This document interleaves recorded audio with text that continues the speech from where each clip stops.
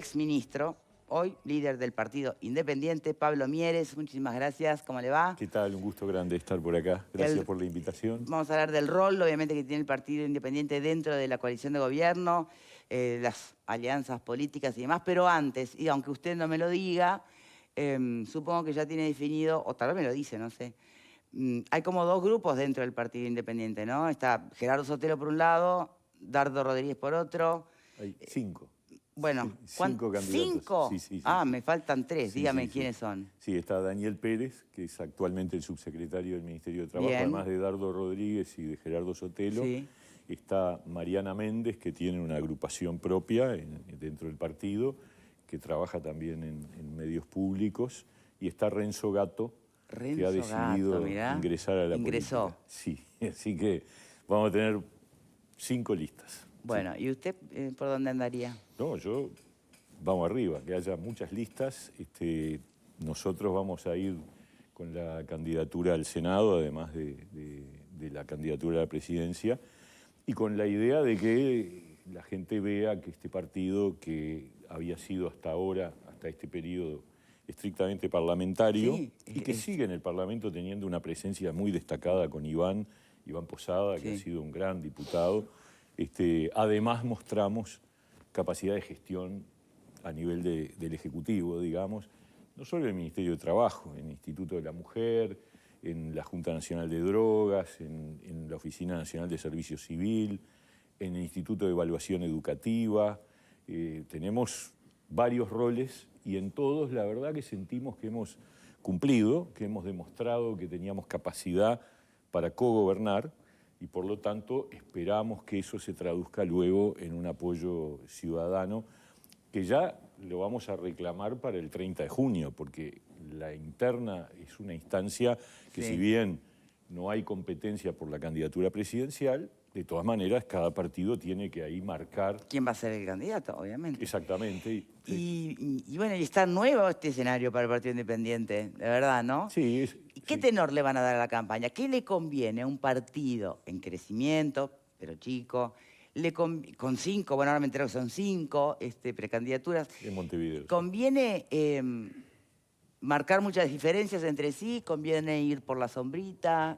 No, nosotros vamos a marcar nuestra presencia como partido. A ver, somos uno de los 4 partidos de la coalición y vamos a tener nuestros propios énfasis, prioridades.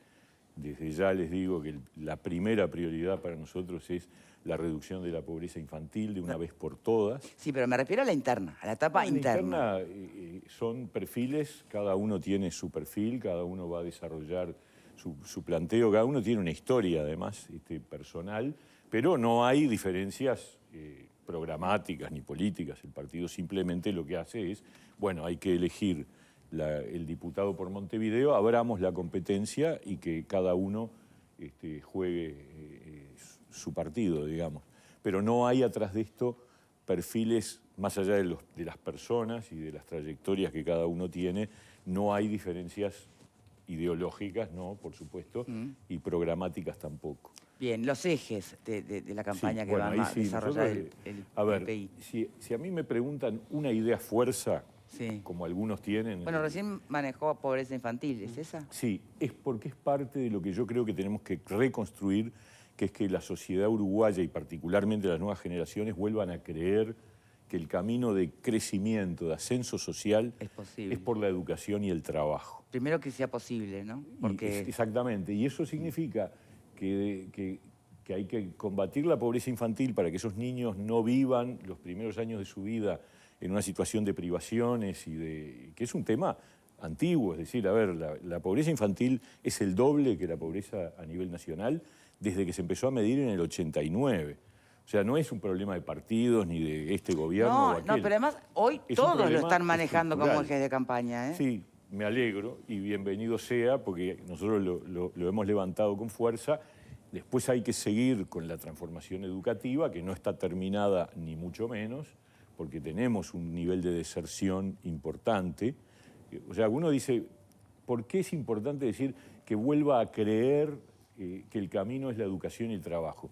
Porque si una persona nace y vive sus primeros años de vida en un hogar pobre, con carencias, con dificultades, luego hace hace la escuela y en el liceo abandona, como abandona la mitad de los gurises que hacen enseñanza media. Y después forma parte de ese desempleo juvenil, que es el triple del desempleo que tenemos a nivel del conjunto de la población. Es obvio que esa gente dude de que el camino sea la educación lo expulsó, el trabajo no lo tiene. Entonces, lo que tenemos que hacer es trabajar para reconstruir ese camino, y eso implica inversión. Inversión en infancia, tenemos estudios, está claro que se puede bajar en 5 años la pobreza a la mitad, lo tenemos estudiado, lo tenemos analizado, y en 5 años más llevarla a cero, que yo creo que debería ser un gran objetivo del Uruguay. Yo digo, fíjense en realidad, ¿cuánto es el 20% de los niños de 0 a 6 años? Son 36.000 niños que viven no uno por hogar. O sea, hay 20.000 hogares. Con 20.000 hogares... Claro, porque hablar de pobreza infantil cero es hablar de pobreza cero. Exactamente. ¿Y por qué no? A ver, si tenemos un foco que son 20.000 hogares pobres con niños chicos menores de 6 años. Si ponemos prestaciones más altas, si logramos focalizar bien, que lleguen efectivamente a esos hogares, yo creo que podemos hacer un cambio radical y fundamental para el futuro del país. Y yo creo que en eso podemos llegar a ponernos de acuerdo, ojalá, todo el sistema político. Pero una cosa es lograr que esos 20.000 hogares simplemente suban 2 puntitos para pasar por encima de la línea, pero después pero otra cosa es procurar el compromiso con el ascenso social, con todos los otros valores que hacen a la pobreza o no pobreza, ¿no? Y ahí viene el otro punto, que es que la transformación educativa permita combatir la deserción. Ha habido una mejora en la deserción, ha bajado la deserción, pero seguimos teniendo 1 de cada 2 gurises que se van antes de terminar. Y después, cuando tú mirás la tabla del desempleo por nivel educativo, los gurises, los jóvenes que tienen educación terciaria no tienen desempleo, es desempleo casi cero. Y los que tienen educación primaria solo tienen una tasa de desempleo altísima. Entonces, está todo vinculado. Y hay que trabajar en ese trípode. Eso es lo primero. Ahora, para eso tienen que pasar 2 cosas. Una, hay que crecer más. O sea, la tasa de crecimiento del Uruguay tiene que ser más alta. 2, tiene que fracasar el plebiscito del PIT-CNT. Porque si no fracasa, toda la guita, todo eso que pensamos en invertir, se va a pagar el déficit enorme que va a generar esa reforma lamentable que han propiciado desde el PIT-CNT y que espero que el Frente Amplio en algún momento termine de decir libertad de acción y opte, ¿no? A ver, panelistas, Pablo, empezamos por vos esta vez. Sí, yo creo que para las próximas elecciones el Partido Independiente va a elevar el caudal electoral. Me parece que sí, porque ha demostrado que ha hecho una buena gestión donde ha estado. Fundamentalmente el Ministerio de Trabajo, no es porque usted esté acá, pero lo ha demostrado. Es una mera casualidad. No, pero pienso que sí, porque no hay que olvidarse de que en las elecciones anteriores la exposición pública en determinados cargos no estaba. No, claro. En esto está. Entonces creo que la ciudadanía... Una interrupción sola, porque es solo una apreciación que me surgió. Yo fui senador en el periodo pasado y ministro en este. La diferencia de visibilidad en el rol ejecutivo con respecto al legislativo es muy diferente. Para la ciudadanía es muy diferente. Por eso mismo creo que... La valora mucho más la gente. Es como que el ejecutivo hace y el legislador es muy importante porque es el que decide lo que se hace. Sí, pero el legislador debate. Gente lo ve como el que es el que habla. Sí, exacto. ¿no? Por eso creo en el razonamiento de que va a levantar el caudal electoral. Y en caso de tener la banca del Senado, estamos hablando de unos 60.000 votos, que son 2 puntos aproximadamente, quizás o 3 puntos. Sí. 3 puntos. 3 puntos que van a decidir una elección. Yo estoy convencido de que esta elección se gana o se pierde por 1,5 puntos, 2 puntos. O sea que 3 puntos van a decidir la elección.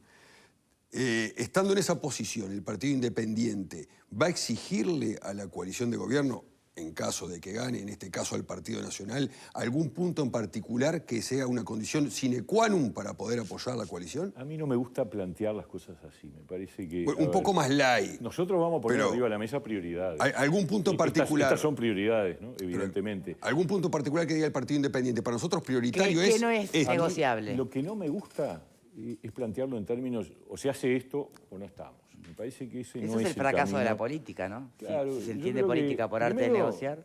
Primero, cada cual juntará sus votos, todos tendremos nuestro caudal electoral, luego hay que hacer el acuerdo del nuevo compromiso por el país.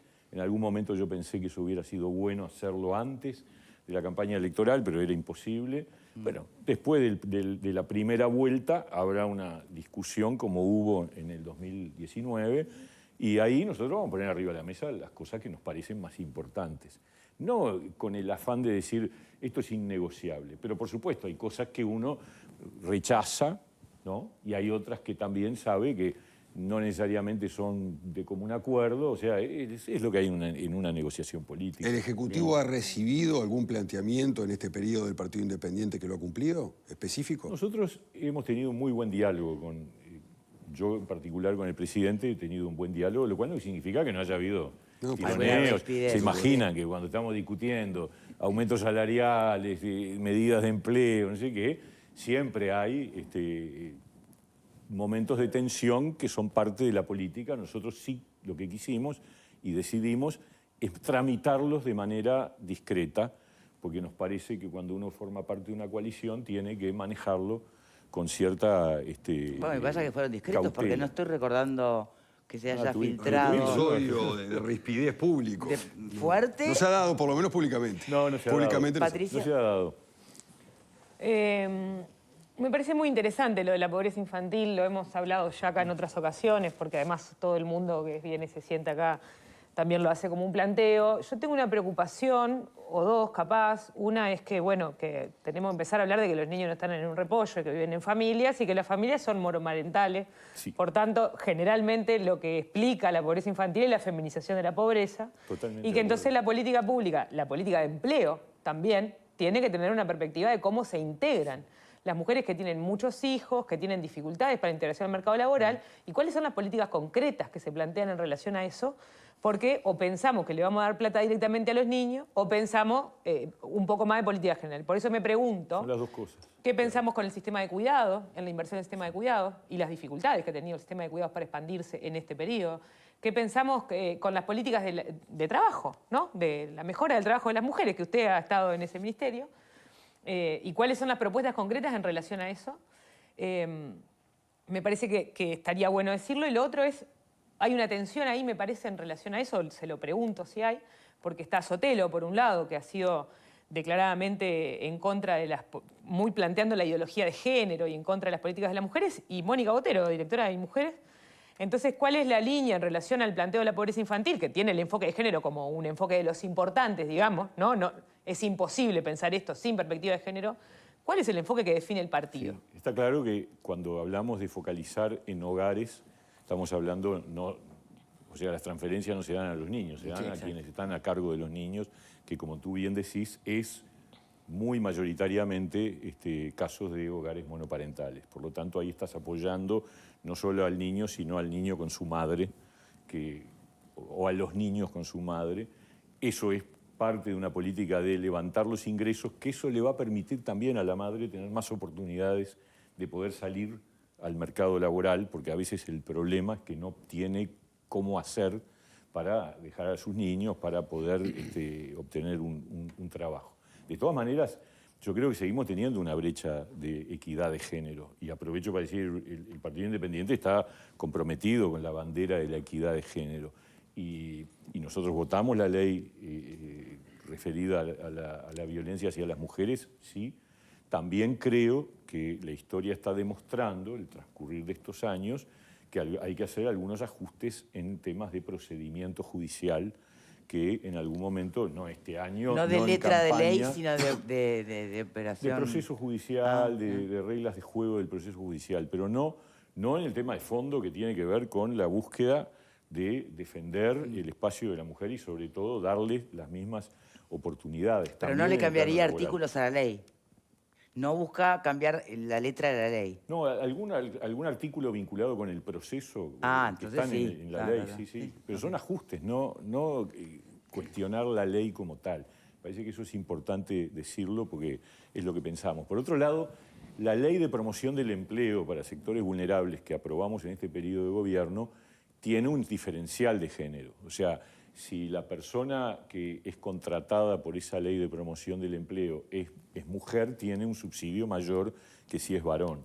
De todas maneras, lo que sí también hay que reconocer es que ni esta ley hasta ahora, ni la ley anterior de empleo juvenil de la época del gobierno del Frente, ni la de empleo juvenil de los años 90, lamentablemente ha logrado tener impacto. Y ese es un problema que tenemos que averiguar qué es lo que está pasando, porque la lógica de generar normas que promuevan la contratación de personas más vulnerables no ha funcionado en el Uruguay y yo diría que probablemente en buena parte del mundo, y tenemos que seguir encontrando caminos para que haya una, como se llama, discriminación positiva en el tema de la contratación. Con los jóvenes hay digamos, un prejuicio, muchas veces, que también a veces no es solo prejuicio, sino que es parte de una realidad, que es que hay miedo a que sea inconstante, a que falte, bueno, a que no bienvenido cumpla. al mundo de los... Ya no son millennials, tienen otro nombre, Sí. son los que vienen Esos después. son antiguos ya los millennials. Sí, Claro, son- no me ellos sale el son nombre de adultos. los de ahora. millennials, Pero- centennials. ¿Centennials? Sí, Bueno, y si- hay un rotan tema mucho ahí. más, Yo creo sí. que tiene que ver con el tema educativo. A mí me parece que acá hay una imbricación que debería ser más fuerte entre la transformación educativa y el mundo del trabajo. Tiene que haber mucho más vinculación entre los contenidos educativos. ¿Más todavía? Sí. Sí, Bien. yo- Y el sistema yo de soy muy cuidados, partidario- porque la cosa es cuidar también, ¿no? Y el problema de las Bueno, mujeres el tema de mayormente los es que un cuidados- invierno, mirá, vos tenés 4 hijos, un Sí, invierno, sí. ¿no? Tenés el invierno, se te empiezan a enfermar, ¿no? Que uno tiene gripe, el otro no podés ir a trabajar. Eso es un problema que tenemos las mujeres concretas, ¿no? Sí, sí, es ¿Cómo, verdad. bueno, cómo el Estado No, el se sistema pone arriba de la cuidados mesa? Es una asignatura que... Pasa que hay que pendiente- ponerle plata al sistema de cuidados. Bueno, pero el problema es que el modelo anterior, el del gobierno anterior, era insostenible desde el punto de ¿Y vista el modelo financiero. este? Y el modelo este todavía no está bien desarrollado. Yo creo que tenemos ahí un asunto pendiente. Se ha hecho mucho, pero tenemos que tratar de diseñar un sistema de cuidados con mayor profundidad, que sea sustentable, porque el otro no lo era, el anterior, el original, no lo era un barril sin fondo y además terminaba, y esto me compitió a mí. Con digamos. denuncias en el ministerio, sí, sí, Y sí. claro, porque ¿quién se hacía cargo Sí. cuando el cuidador dejaba de cuidar? O lo ¿Quién era hacía el mal. patrón, para decirlo O más lo claro? hacía mal. ¿Quién era el Sí. empleador? ¿El cuidado? No, el cuidado estaba subsidiado. El Estado, entonces el Estado tenía que pagar una fortuna. No sé si me explico. Ahí tenemos que encontrar una solución. Pepe. Agrego sobre políticas de empleo juvenil, Mieres, que la verdad que no fueron para nada malos los subsidios. Es bastante extraño por qué no Es funcionó raro. eso, ¿no? Habría Incluso en el caso de primera experiencia laboral, nosotros le incorporamos un cambio que pensamos que iba a generar un movimiento, que era que si el empleador contrataba a una persona de 18 a 24 años, por un año tenía un subsidio, que es lo que estaba en la ley. Pero si lo mantenía empleado, exoneraba de aportes patronales hasta que cumpliera 25 años. Bueno, seguimos teniendo, el año pasado fueron 4.500 las personas, la gran mayoría jóvenes, mayoría mujeres, que fueron contratadas por ese subsidio. Pero no mueve la aguja, 4.500. No, claro. Quería preguntar por el tema de... bueno, se me fue ahora cuál era la pregunta, pero estaba vinculado a lo que tú venías hablando de pobreza infantil. Ahora enganché. 5 años, un periodo de 5 años, reducción del 50%. Sí. Trabajar sobre los 5 años restantes para lograr una reducción Pobreza total. cero. ¿De Sí. cuánto dinero estamos hablando de inversión? Y es plata, son como 400 millones de dólares En el periodo... en el periodo, sí, que hay que ir colocándolos por año, ¿no? 400 en total, ¿no? Bien.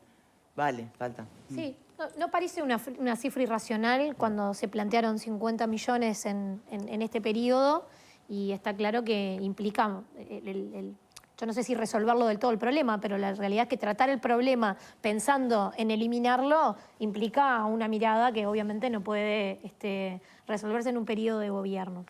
¿Te vas conforme del Ministerio de Trabajo?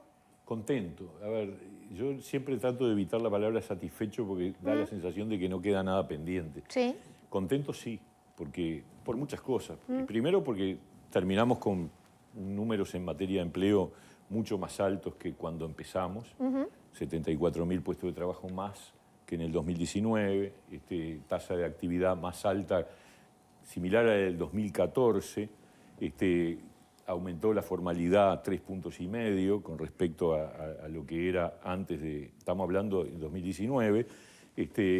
La verdad, y bueno, y en materia de salarios, que tuvimos la caída del salario real en el 20, que fue acordada en un Consejo Superior Tripartito, cosa que yo siempre reconozco al PIT-CNT haber firmado un acuerdo que implicaba la posible caída del salario real, que cayó 4 puntos en un año, y luego dijimos nosotros la vamos a recuperar y terminamos esta gestión, y va a terminar la gestión del gobierno con el salario real arriba del 2019 promedio, 2 puntos arriba ya estaba, y va a seguir creciendo porque como la inflación viene bajo, y después también, bueno, la reforma de la Seguridad Social, que yo creo que el tiempo la va a demostrar como histórica, como un gran aporte a la sostenibilidad del sistema de seguridad social del Uruguay, y también con muy buena relación con los actores sociales. El otro día se hizo ahí un evento y ahí estaba Milton Castellanos del PIT-CNT, a título personal, por cierto, no es que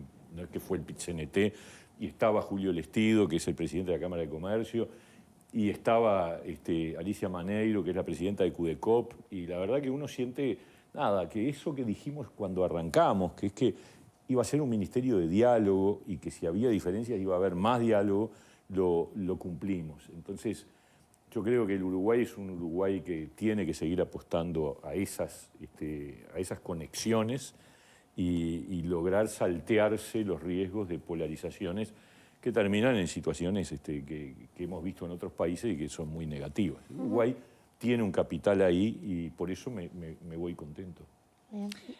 Bien, bueno, No, tendríamos que irlo despidiendo. ¿Te quedaba alguna otra no, pregunta? me quedó una consulta nomás que tiene que ver con que está claro que las elecciones se resuelven en el centro del espectro político y ahí el Partido Independiente tendría como un rol, o debería tener un rol muy protagónico, ¿no?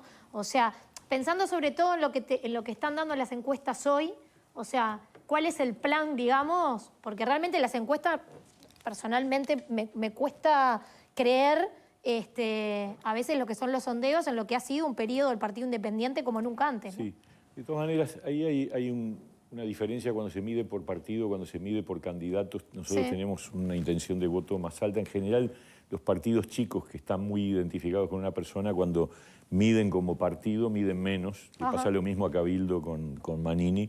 Cuando se incluye la candidatura de Manini, hay un aumento, y con el Partido Independiente pasa lo mismo.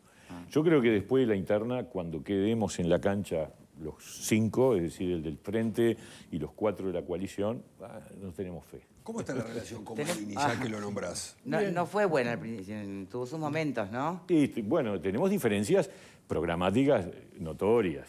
Tenemos diferencias también de formas de actuar en la coalición. Está claro. Cuando yo digo nosotros tuvimos nuestros tironeos, pero manejamos de otra manera. Bueno, cada cual hace lo que le parece, pero no tenemos una buena relación. Y yo siempre digo, yo tuve en el equipo del Ministerio de Trabajo a un representante de Cabildo Abierto, que es el subdirector de empleo, con el que trabajamos sin ningún tipo de problema, ¿no? Bien. Bueno, reflexión final, Mieres. La última consultita sería, ¿le interesa lo del comando de coalición para los plebiscitos? Yo creo que, que hay que trabajar a favor en contra del plebiscito del PIT-CNT y a favor de levantar la prohibición de los allanamientos nocturnos. Nosotros estamos en esa línea. Vamos a hacer nuestra campaña. Si además coordinamos, bienvenido sea. Nosotros no estamos en contra de coordinar. Tampoco nos parece que sea bueno estar encorsetando mucho esa campaña, porque cada uno va a jugar libre. Estamos en campaña, ¿no? Bien. Bueno, muchísimas gracias, de verdad, por habernos acompañado. Encantado, un gusto grande. No, por favor. Pablo Mieres, líder del Partido Independiente. Muchísimas gracias por habernos acompañado. Saludo enorme para todas las madres, las adoptivas, las biológicas, las de corazón, en todas esas formas tan diversas en las que una mujer puede maternar. Así que para todas, beso enorme. Y nos reencontramos el lunes. Chao, chao.